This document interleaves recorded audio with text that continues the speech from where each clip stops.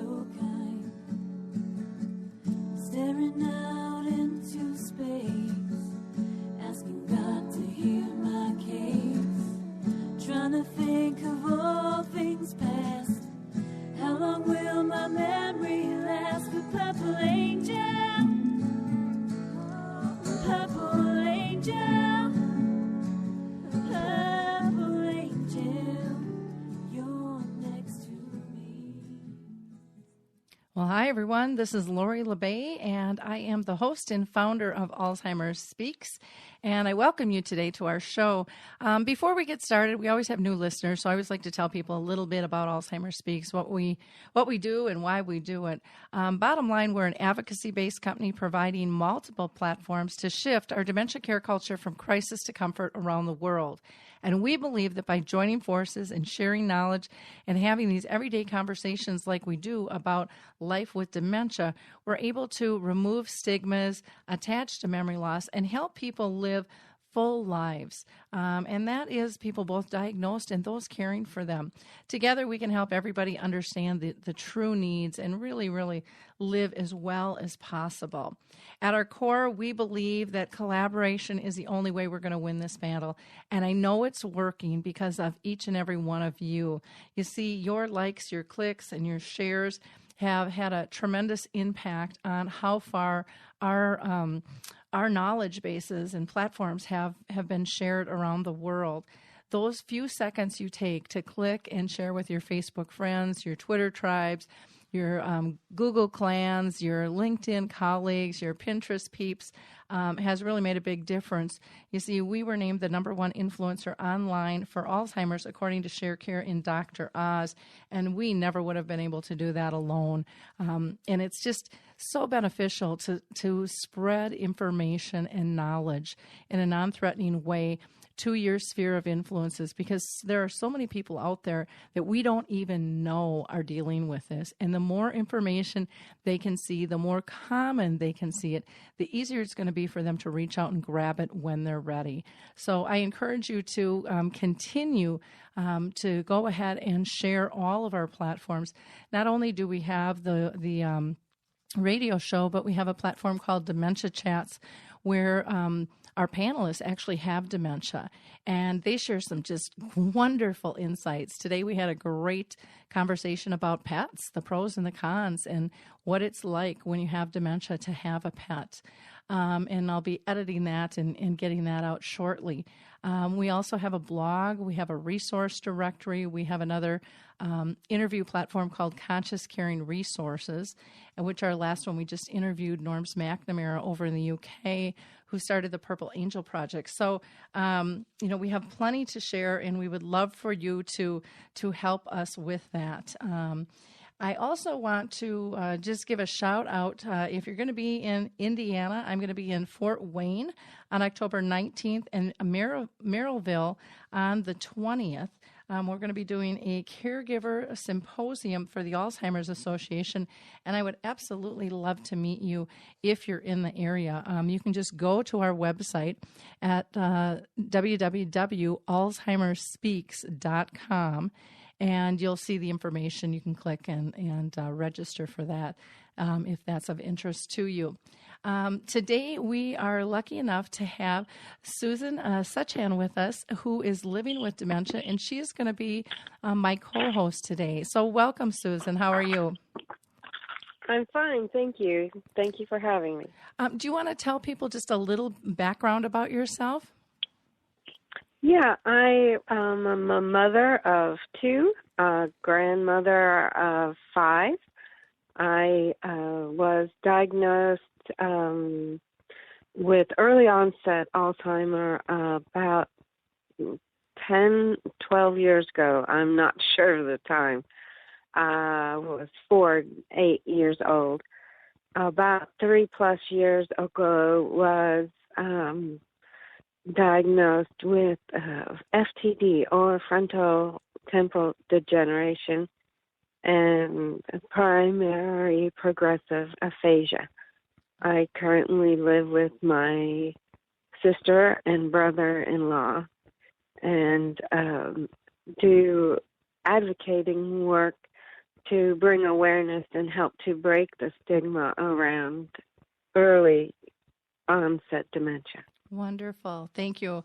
I'm just always excited to have you with us. So thank you so much for sharing your expertise and insights as to what it's really like living with this disease.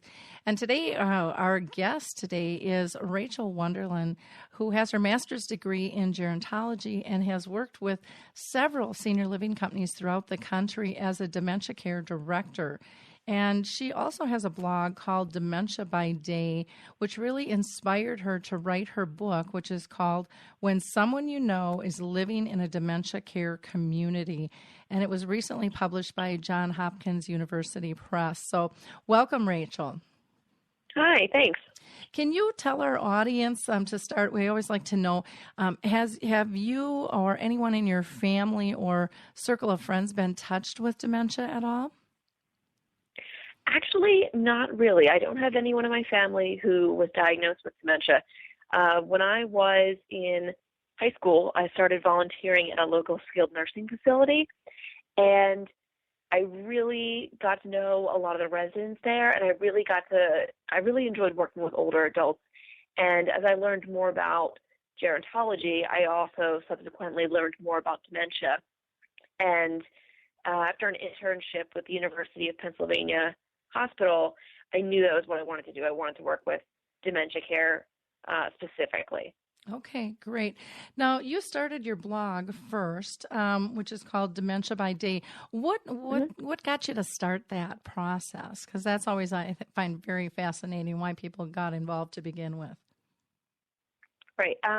When I started my first job out of graduate school with Brookdale Senior Living, I realized I had all of these really interesting, really cool stories to tell about the residents that I met there. And I got so close with so many of those people.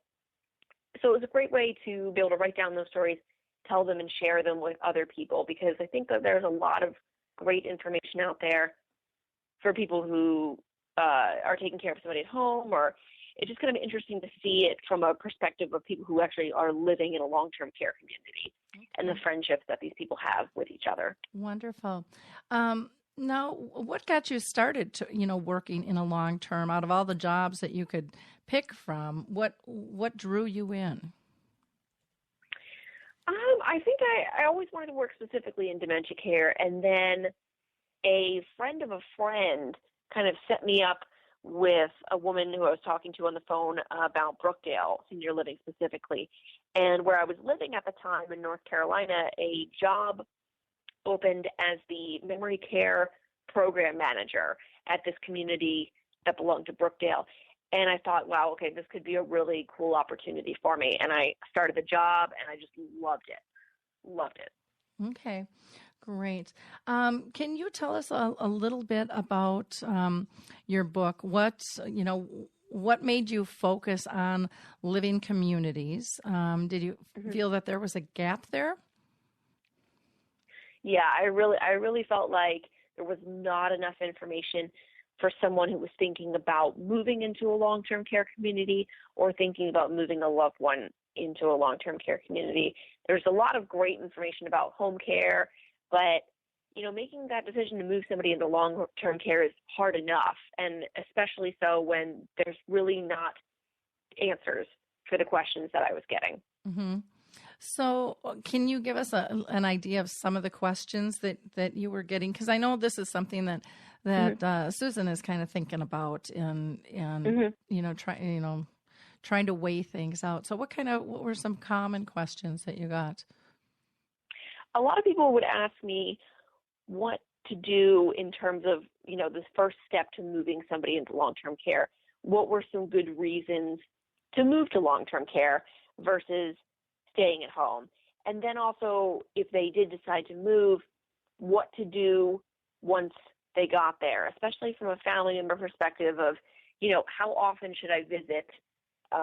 Is there a time limit that I should stay there, or are there rules about visiting? And just kind of that kind of thing, like how do I leave for the day? How do I make this huge transition in my life, and how do I make it not so challenging? So when you're talking about focus, are you talking primarily about caregiver questions, or are you talking about people that actually have dementia?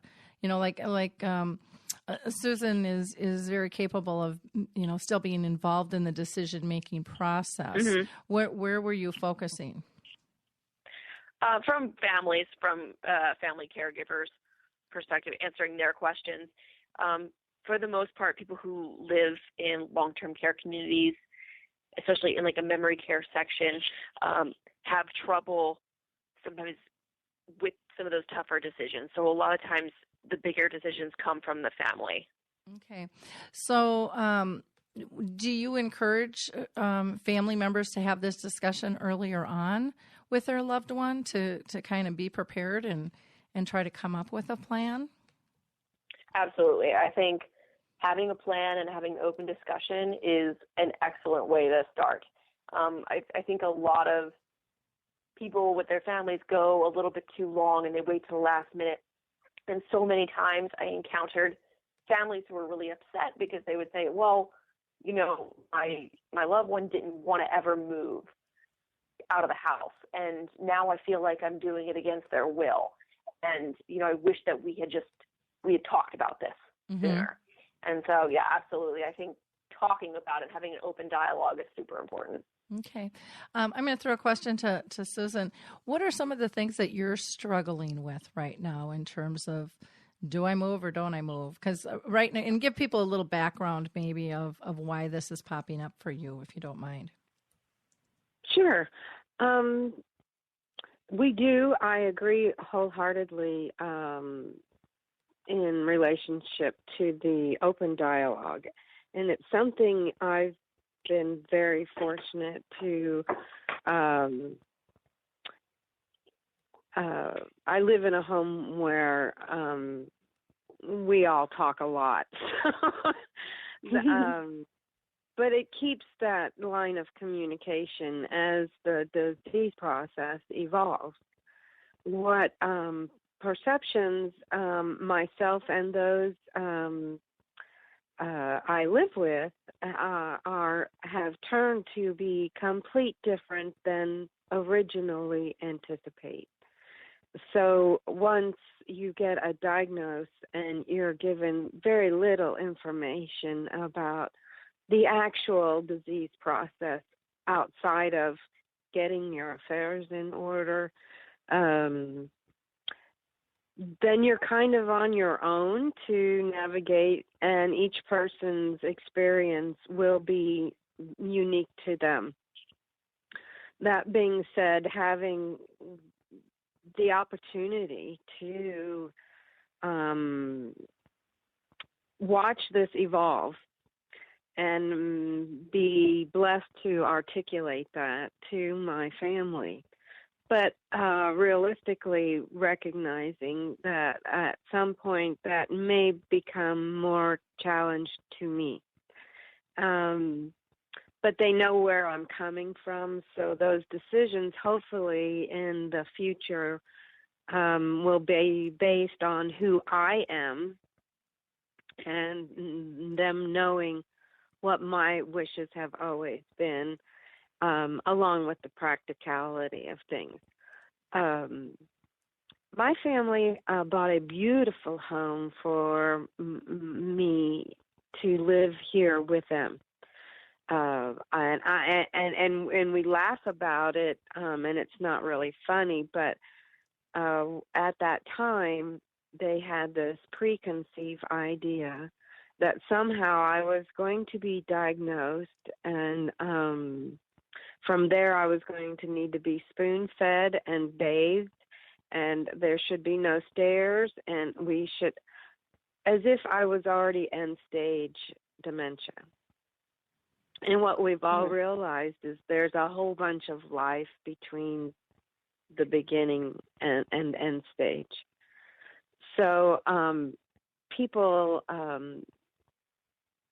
not only are they very disrupted by the diagnosis itself, but then as it evolves and it's not what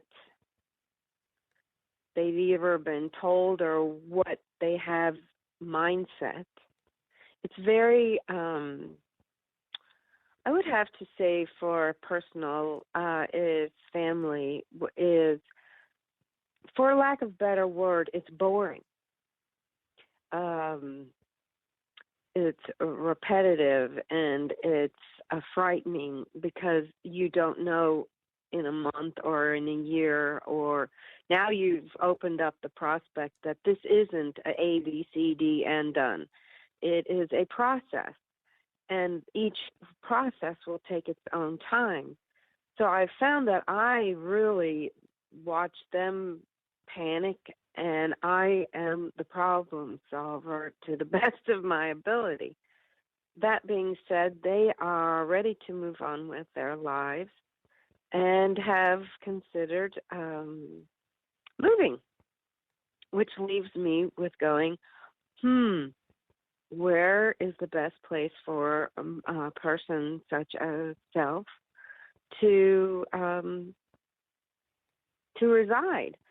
I don't believe I'm ready for a long-term care home. I'm very independent and quite capable.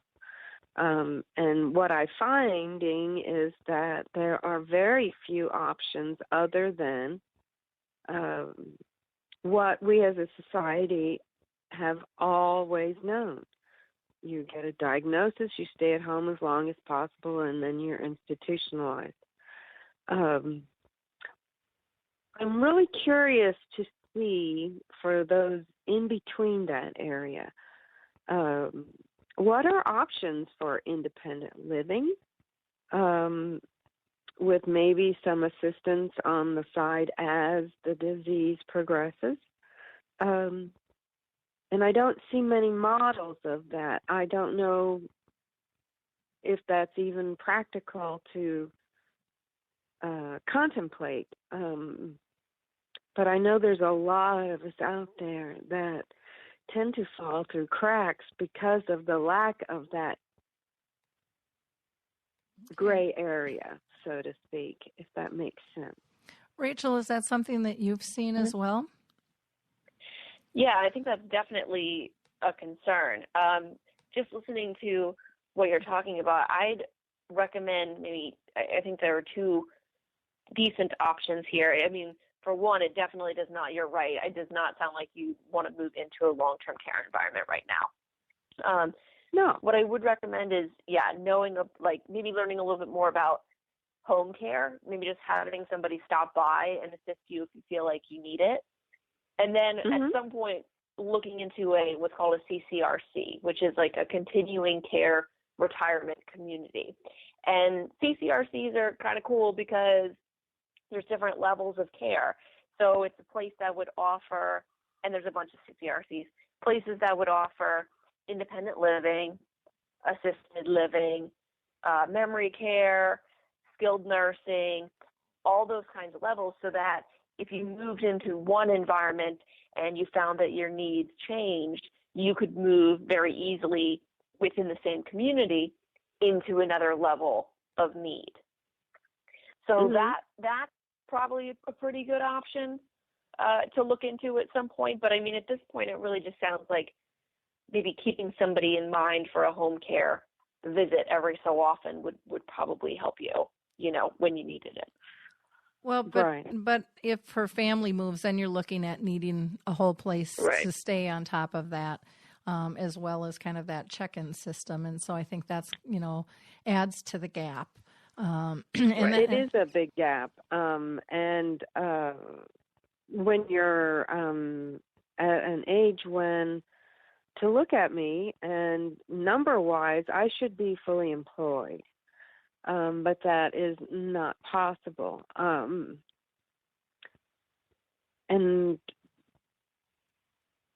so a lot of having home health come to help with me prepare meals, or to personal hygiene, or help with meds, makes perfect sense to me. And I'm not too big to ask, so that really makes a lot of logical sense. Finding housing, when you're unemployed, and so there is limited income, we see what a strain that can put on just one single family. As a society, I don't think we know what to do with that. At least in my part of the woods, there's really there are no options outside of low-income housing, which most oftentimes are in undesirable or unsafe locations, and a person with any kind of disability would be labeled a target. I mean, these are just realities for navigating independent living with a disability, much less dementia. So being able to learn and then offer to the community alternatives, safe, wise, affordable, for that really could be a very long interment of life that some assistance is needed without a lot of hands-on care, is really, really important to a lot of people with an early dementia diagnosis. Yeah, it's a tough one, and we're kind of in a pickle in terms of having answers and stuff. But maybe somebody listening will be able to take this particular topic and do something with it and target this population, because it definitely is a need. And I think the conversation to have earlier on is a real helpful one. Rachael, let's go on to, talking about your book and what people can find of help for, and my understanding is your book is primarily for care partners who need to now make this decision because their person has declined. And most of the time at that juncture, a lot of people just haven't had this conversation prior. So again, we really encourage people to have conversations sooner than later about this, because they may be really surprised what the person with dementia's wishes really are. Because what I have found is so many of them are very realistic, and they don't want to be a burden, and they don't want to be a stressor. Like, again, they don't want to move, but they're able to still prioritize. And if you can have that conversation, at least it can alleviate, I think, some burden and stress on both sides. Would you say that that's accurate, Susan? Yes, definitely. Okay. So Rachael, in your book, what can people find if they purchase your book when someone is living in Dementia Care Community? I hope what they'll find, and people who have kind of read it so far have told me this is true, answers to the questions that they've had, and maybe even some questions that they didn't know that they had. Essentially, each chapter is an answer to a question I've been asked at some point, either working in long-term care or just hearing from caregivers from my blog, or just wherever I'm meeting people. So each chapter is really filled with one or two stories of things I've experienced working with people with dementia, and then also some facts and some evidence-based things that people can use to hopefully make the decision to either move or not move into long-term care, and then if they do choose to do so, to make that transition easier for them. Okay. Can you give us some examples of your chapter titles and maybe give us some ideas of maybe a couple of stories relating to that, so that people will have a better idea of what to expect and the types of questions? Sure. My first chapter is actually just called "What is Long-Term Care?" And I think that's a pretty good question to have answered in this book, because a lot of people have no idea really what long-term care is and what what goes into long-term care, what types of care are available. I think one of the other important chapters that I have is when it's time for a dementia care community and when it's not, because that is a huge thing when people are trying to decide if they want to move themselves or move a loved one into a dementia care community specifically. What are the signs they need to be looking for? What kinds of people live in dementia care? What kinds of needs, emotionally and physically, do those people have?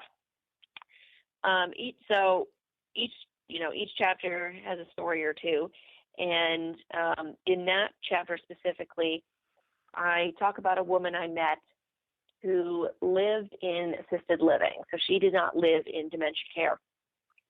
But what was happening was that she was starting to withdraw socially a little bit because she was having more and more trouble communicating with the other people who lived in her hallway.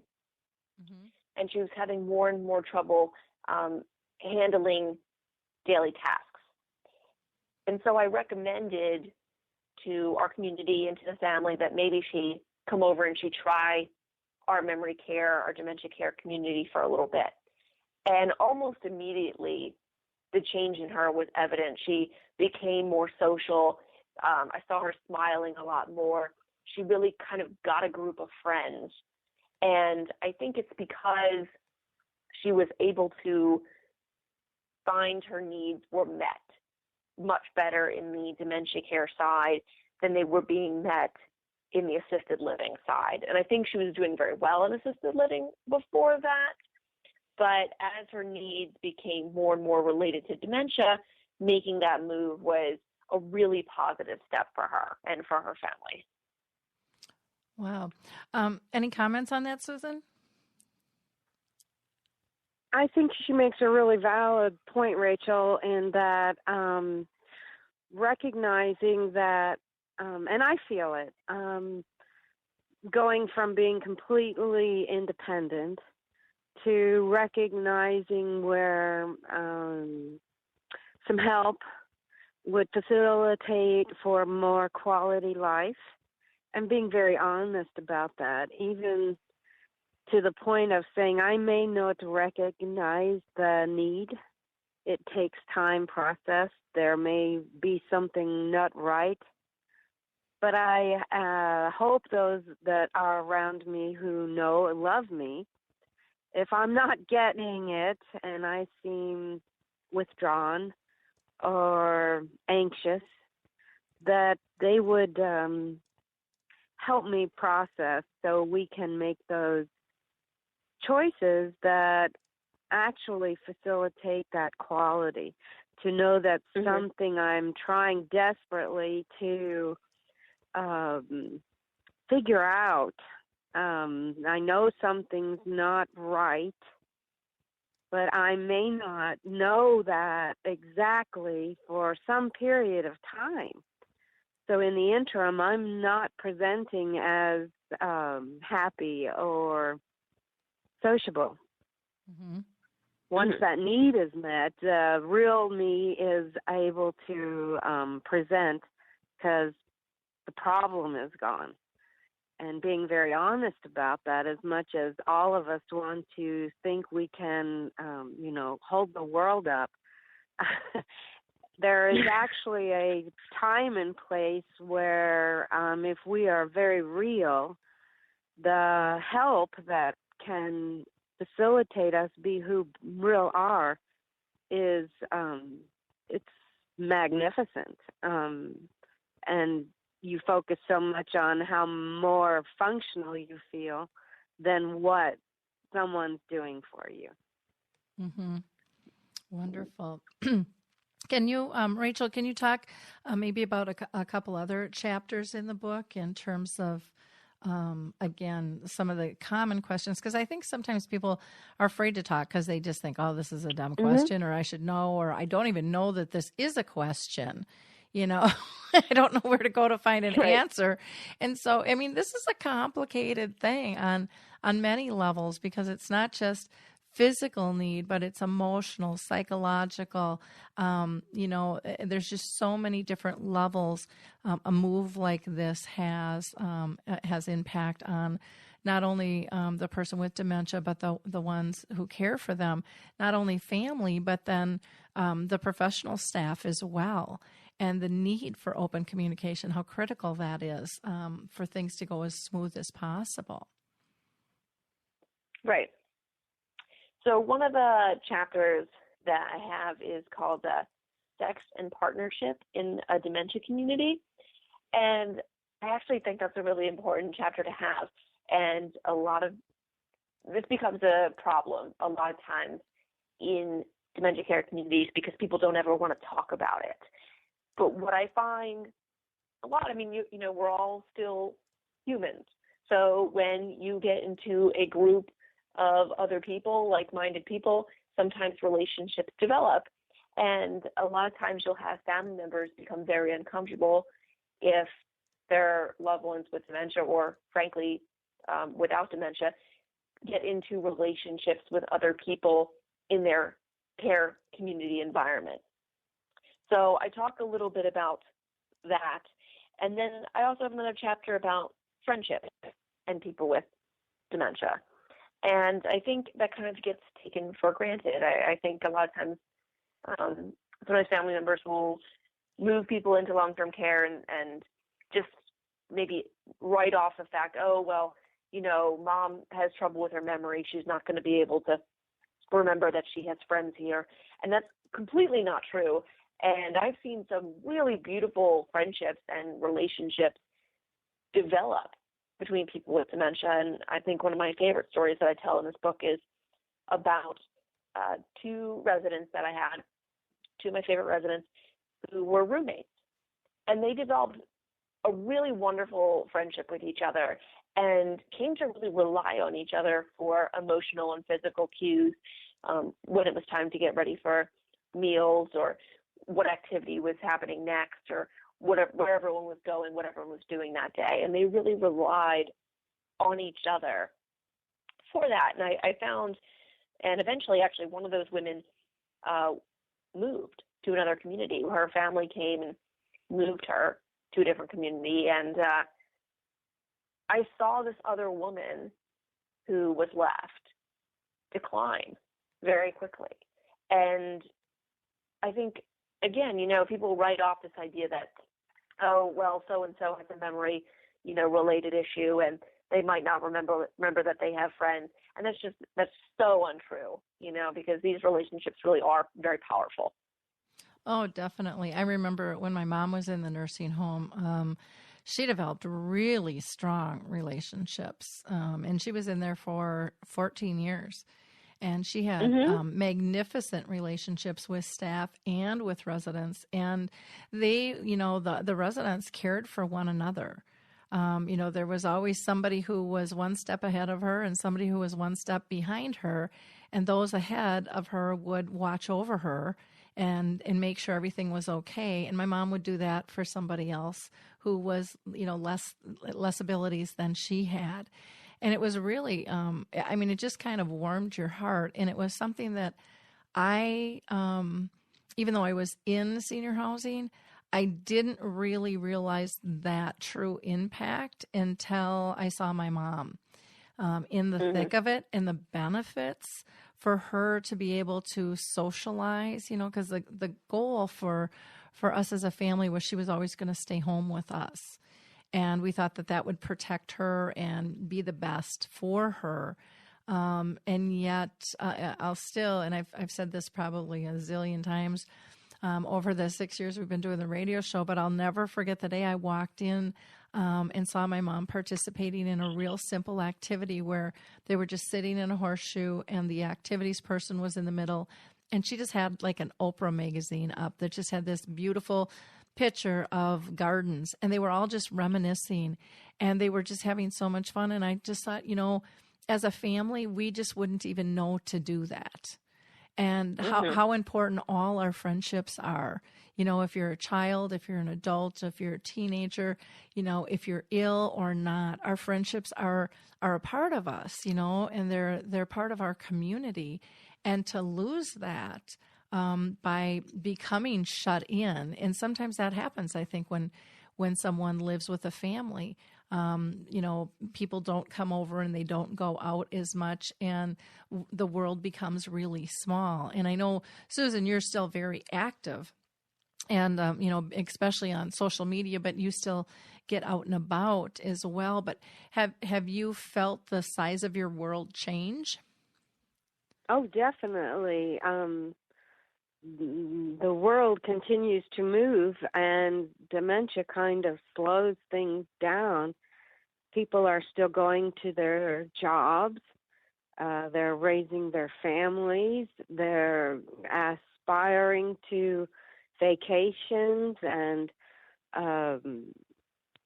oftentimes that excludes those visits over to someone who is homebound.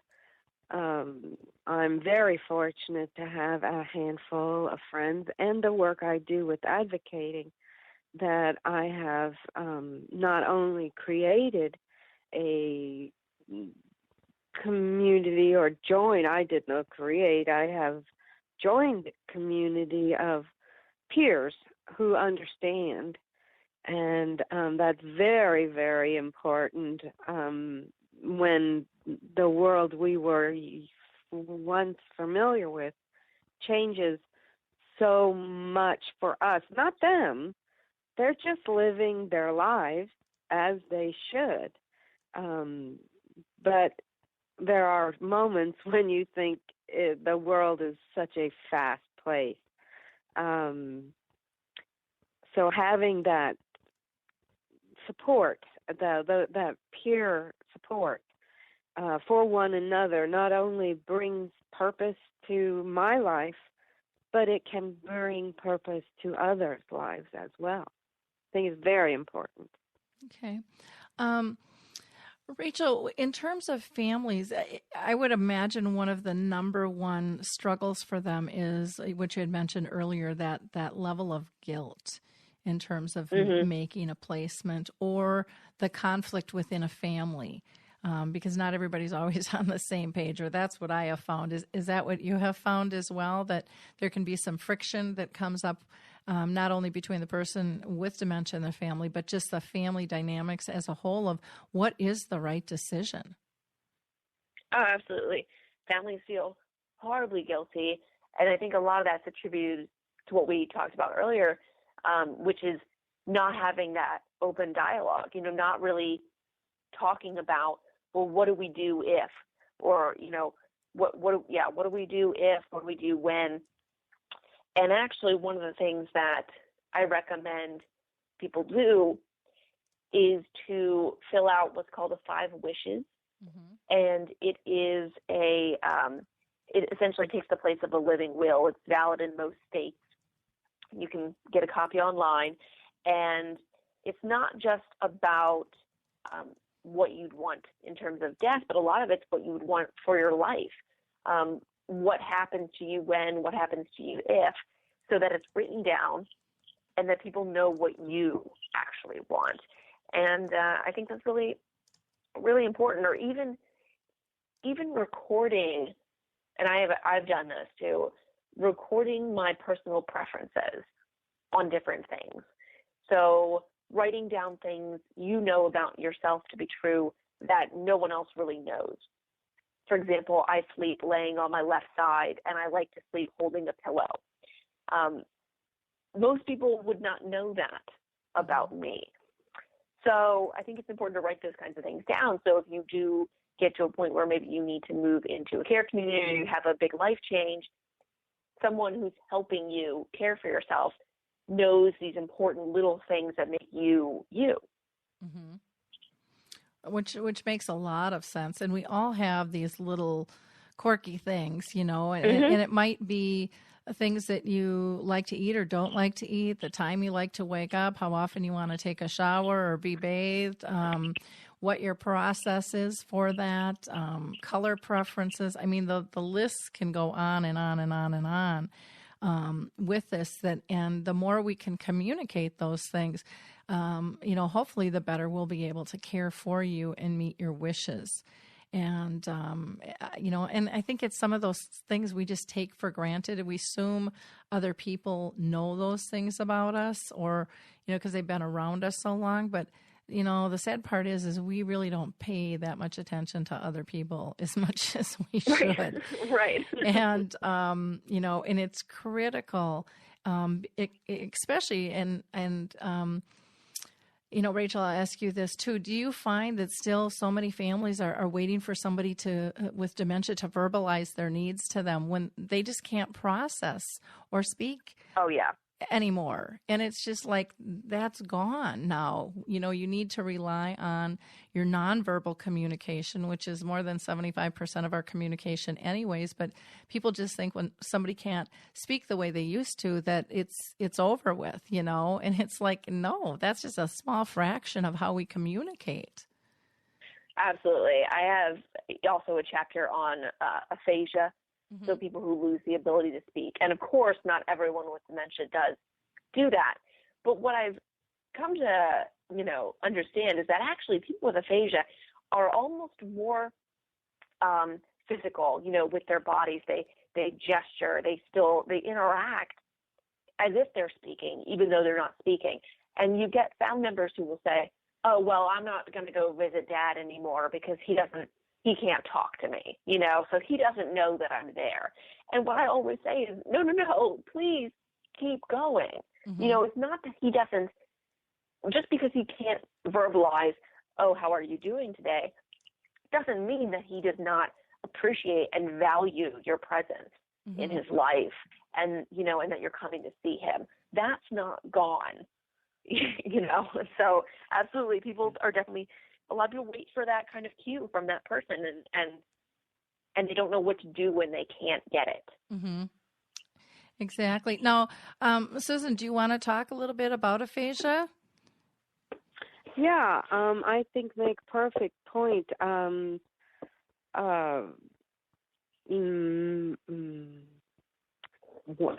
loss of words can be compensated with body language. It doesn't always come out right, just like the words not come out all right, but it, with some patience, both sides of the conversation, it can continue. We in family might talk often about and laugh. We laugh about it because it's you could get depressed if you didn't. Right. We find ways to compensate. We have openly discussed when is it all right for someone fill in the gap where I cannot find word.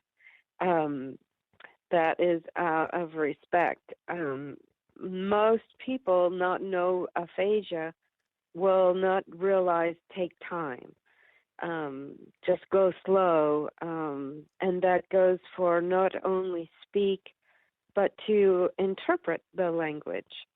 For quite some time, there was some confusion in house. We quit watching television as a group, and this was I could not articulate this to them, so it just was something that was happening. And when I started to notice the concern, this change they considered was just isolate. And I had to really find a way to be able to explain to them that, A, they turn the TV on too loud. And when it's loud, I cannot process what is being said on the television. So now we watch our own separate shows in separate rooms without hurt feelings, so that their needs are being met by watching television to a volume they can hear, and I can to be able to understand. And no one is stuck thinking someone's mad or I'm digressing, or it's just what it is. It is part of the process. And take the fear or worry out and clarify, just like we would with speech. It sometimes just comes out in our actions. So I think it's an obstacle, but it's not unsurmountable. Mm-hmm. Rachel, anything you'd like to add? Yeah, I completely agree. I think it's, it's so interesting that your family decided to go, oh, okay, well, I guess we'll watch TV, in separate bases, instead of thinking, oh, well, maybe we just need to adjust slightly what we're doing. And I think and I'm so glad it got to the point where you could just adjust what you were doing slightly so everyone could be happy. A lot of times, I think people take things away from people with dementia because they just say, oh, well, this person can't do X, Y, and Z anymore. And so they take X, Y, and Z away. And a lot of times that person with dementia can absolutely do X, Y, and Z, and they might just need X, Y, and Z to be modified slightly. Mm-hmm. Exactly. And it's a learning curve, I think, for everyone that's involved in that process. And there's not a time frame, so it's sometimes unnerving or inconvenient at times for everyone involved. But that is the part that is so mysterious about the disease, is it's just ever evolving. So you kind of have to just keep tweak things as go. Mm-hmm. Mm-hmm. Yeah, ain't that the truth, when it comes to dementia? The flexibility and spontaneity, big life lessons there, especially for me, who was kind of a control freak. Didn't realize I thought I was organized, but it really kind of puts things in perspective of how important it is to be aware and go with the flow and let those stressors just take a hike, because it's not worth it for anyone. Rachel, is there a short story that you'd like to share with us regarding your book? Let's see. I'm trying to think of one of my stories that I want to tell. I guess my favorite story really is working with this woman that I used to help with before I actually started working in a long-term care community. And she had dementia, and she lived at home, and her family would go in and look after her. And that's really when I first learned this idea of getting into someone's world, and agreeing and having a conversation with this woman who did not necessarily live in, my world anymore. For example, I went over to her house one day, and she said to me, guess who was here today? I said, I don't know. Who came here today? And she pointed at the TV, and it was President Obama on TV. Mm-hmm. And I said, oh, he was here today. And she said, yep, he was here. And we talked about politics. And she had this whole story. And instead of saying, oh, well, that doesn't make any sense, how could the president be here? I just agreed, and we ended up having this really awesome conversation for the rest of the day about this experience she had. Of course, she had not really had that experience, but I think it was my first introduction truly into this world of, oh, wow, it's so much easier to build a relationship, not only with somebody with dementia, but just people in general, if you're open to understanding where they're coming from. Mm-hmm. Very true. Very, very true on that. Well, this has just been a really fascinating conversation. I wanted to ask too, you went through Johns Hopkins, University Press. Why did you choose them? There's a lot of listeners out here that are wondering, how do I write a book? Where do I go? Right. I got a story to tell. I'm one of those. I still haven't done it. I've got lots of stories to tell. One of these days I'll get to it. But how did you pick, Johns Hopkins University Press to take on your book? Or did they pick you? They kind of picked me / I picked them. So I'll tell you what I actually did. I actually got one of those For Dummies books, and it's called Getting Your Book Published for Dummies. And I read it cover to cover, and I thought, okay, that's what I'm going to do. So I wrote a book proposal, and it included a couple of chapters from this book that was at the moment, at the time unnamed. And I sent my book proposal around to different companies, different publishers that had published books about dementia. So I really, quite literally, went on Amazon, typed in dementia, went into books, and scrolled through and wrote down all of the publishers, all the major publishers that I saw. And then I went to those publishers' websites and looked to see if they were accepting new potential authors. And Johns Hopkins was one of them. There were a couple others, including Yale and Harvard, Purdue, and a number of other presses. So I sent my proposal around, and a couple got back to me and said, "Oh, okay, we're interested." And Johns Hopkins published the 36-Hour Day, which is arguably the most well-read book on dementia. And they got back to me, and they were very enthusiastic about the prospect of working with me. And I was immediately enthusiastic about working with them.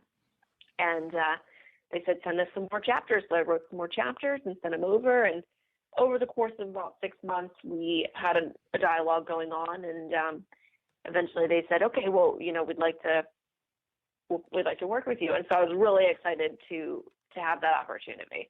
So very grateful to Johns Hopkins for, picking up a new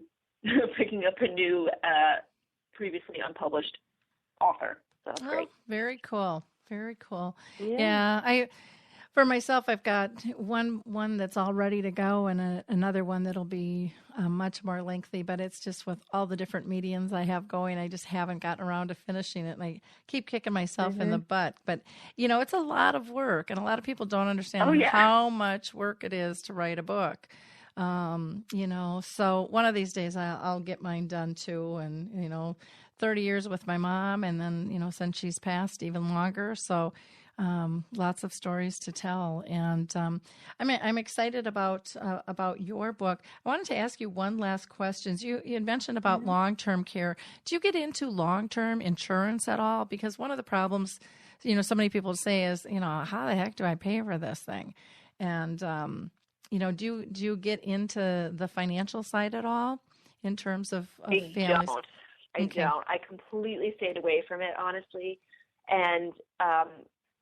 And interestingly, I've had a couple different places read my book, and one of the reviews I read of my book was really positive, overwhelmingly positive, except for one piece where they said, well, Rachael didn't mention anything about like support groups or anything about financial information, but I did that specifically because I didn't want to put myself into like a box. Because it's so different in different states and different countries. And I wanted my book to be able to be read by pretty much anybody, anywhere, and have it still, at least in part, be really accessible and really informative. So I totally stayed away from any financial anything. and also that's not my area of expertise. So I was nervous to really even get into it. Yeah, no, I totally can understand that, because it is a whole different mix in terms of what it is you're dealing with and stuff. But I just thought I would ask that question. What is the best way for people to get a hold of you, Rachael, and get a hold of your book? Well, Dementia By Day is my blog, and my email's right on there. It's very simple. It's RachelWonderlin@gmail.com. Just got to make sure you spell it right. My name is not short. The book you can get on Amazon or Johns Hopkins website or Barnes & Noble. It will be officially out in stores, including Barnes & Noble, on November 1st. And until then, it's available for pre-order. Although if you order it on Amazon, you'll get it in like 2 days, and it's actually discounted right now. So now is a good time.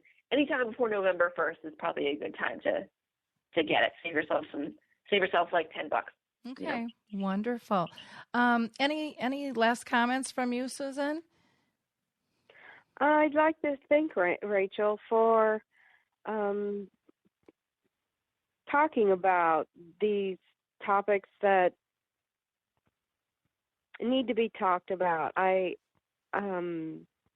think it's really inspiring to hear those who have the knowledge you have share that with others and encourage others to have this dialogue so that these changes in life can be made as comfortably as possible with all the knowledge they'll need to know before they venture that way.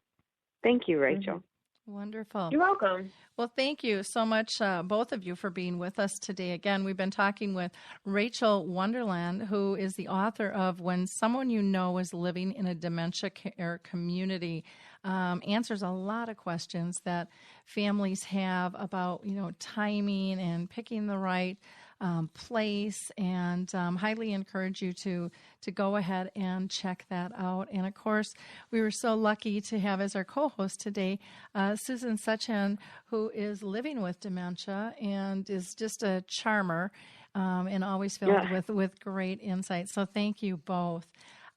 Before we go off today, I just want to do a couple of highlights for people. If you haven't checked our last radio shows, we did do one on dementia and coconut oil. What's all the buzz? We talked about dementia and Reiki.